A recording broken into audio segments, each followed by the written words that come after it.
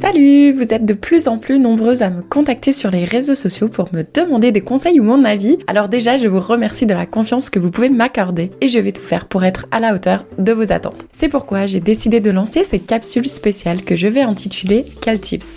Tips peut signifier pourboire en anglais, mais ici, on le traduira surtout par le mot conseil. À travers ces mini-capsules audio, je vous partagerai donc mes conseils ou bons plans en fonction des besoins que vous m'exprimez sur les réseaux. Allez, c'est parti!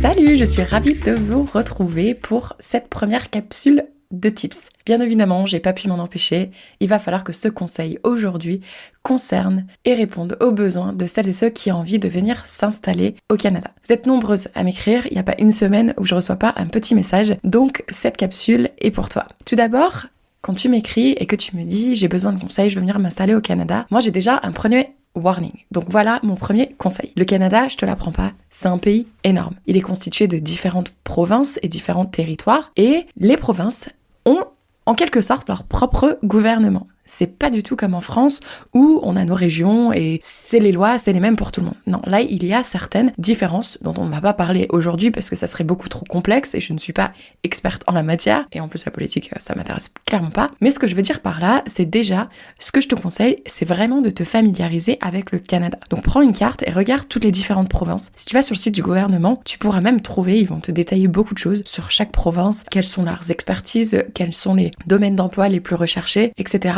etc. Et à toi de te poser et de faire cette piste de réflexion sur quelle est la province qui m'attire le plus. C'est-à-dire que maintenant, si tu me contactes, tu devrais pas dire « Kelly, je voudrais m'installer au Canada », tu devrais dire « Kelly, j'aimerais m'installer en Colombie-Britannique, par exemple ». Déjà, ça voudra dire que tu auras déjà fait un travail de réflexion qui sera vraiment très intéressant. Parce que comme tu le sais, si tu viens au Québec, c'est que le côté francophone du Québec t'intéresse et le froid ne te fait pas peur. Par contre, si t'as envie de devenir bilingue, que niveau financièrement tu es assez stable et la vie qui coûte cher ne te fait pas trop peur et que la pluie non plus, bah peut-être tu vas être plus attiré par Vancouver où tu auras beaucoup plus de nature et tu seras aussi proche des États-Unis. Bref, encore une fois, chaque province, pour moi en tout cas, je pense, va répondre à des besoins et des envies différents. Donc fais ce petit travail de recherche, pose-toi ces questions et ensuite définis un petit peu plus ton projet. Bien évidemment, tu peux hésiter entre 2 provinces maximum, j'ai envie de dire, pas plus. Ensuite, ce qu'il faut savoir, c'est que du coup, chaque province va avoir aussi, par rapport à l'immigration, des avantages et des inconvénients. Encore une fois, je ne suis pas consultante en immigration,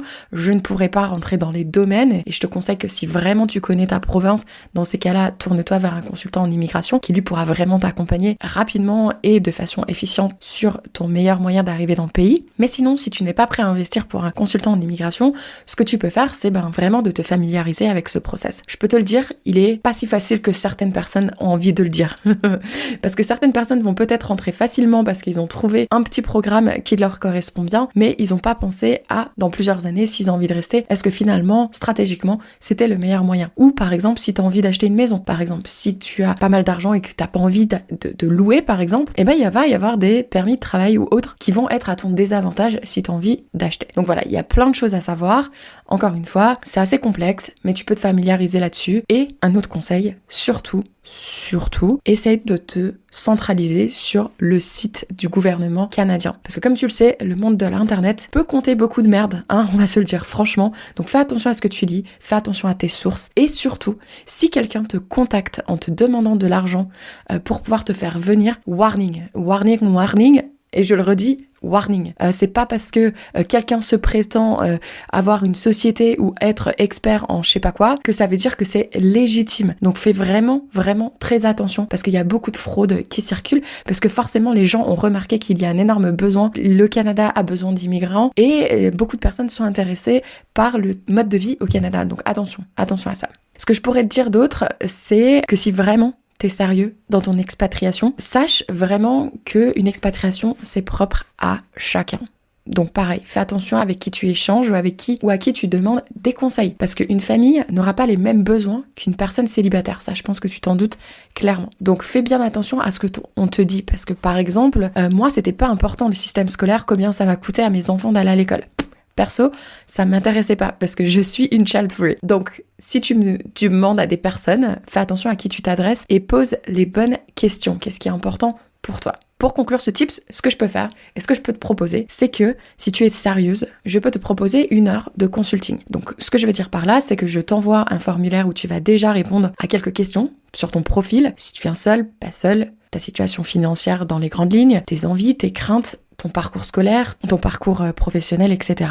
Et à partir de ce questionnaire, moi, je peux te faire une réponse personnalisée lors d'un appel d'1 heure. Donc, je peux déjà t'apporter de la valeur, je peux répondre à tes questions. Je tiens encore une fois à préciser que je ne suis pas consultante en immigration, donc ça veut dire que moi, ce sera vraiment dans des grandes lignes que je pourrais faire ça. Moi, ce que je veux surtout t'aider, c'est dans ta piste de réflexion. Parce que si aujourd'hui j'ai envie de t'aider aussi, c'est parce que je suis absolument consciente que venir faire une expérience au Canada, c'est une expérience incroyable pour tout le monde. C'est le style de vie, ils ont vraiment un bon work-life balance, ils ont une attitude très positive et la sécurité est juste folle en fait. C'est que c'est pas compliqué. Moi, je me suis jamais sentie en insécurité ici, peu importe les vêtements que je porte ou l'heure à laquelle je me balade dans la rue. Donc pour toi, si tu es en France, ça peut paraître un peu fou. Tu peux peut-être penser que j'exagère, mais je te jure que l'insécurité ici, elle est incroyable. Le respect aussi. Donc voilà. Bien évidemment, ce service n'est pas gratuit. Donc si tu es sérieuse et intéressée, je peux t'envoyer un devis. J'ai le statut auto-entrepreneur, donc il n'y a rien d'illégal là-dedans. Et bien évidemment, ce que je vais faire aussi dans la description de cet épisode, je vais te mettre des liens vers d'autres épisodes d'invités qui sont également venus au Canada si tu as envie d'être inspiré. Bien évidemment, moi je te propose ça, mais après, c'est à toi de prendre des décisions. Comme je l'ai souvent dit dans les épisodes, tu es responsable de tes choix, tu es responsable de ce qui va se passer par la suite. Donc c'est à toi de voir à quel point tu es sérieux ou sérieuse par rapport à ce projet d'expatriation. Voilà, en attendant, je te remercie d'avoir pris le temps d'écouter ce petit tips. Et si le Canada ne t'intéresse pas, dans ces cas-là, je te retrouverai peut-être pour un prochain conseil qui te concerne. S'il te concerne, peut-être à bientôt. Ou en tout cas, je te souhaite bonne chance pour ton projet et keep going. Salut!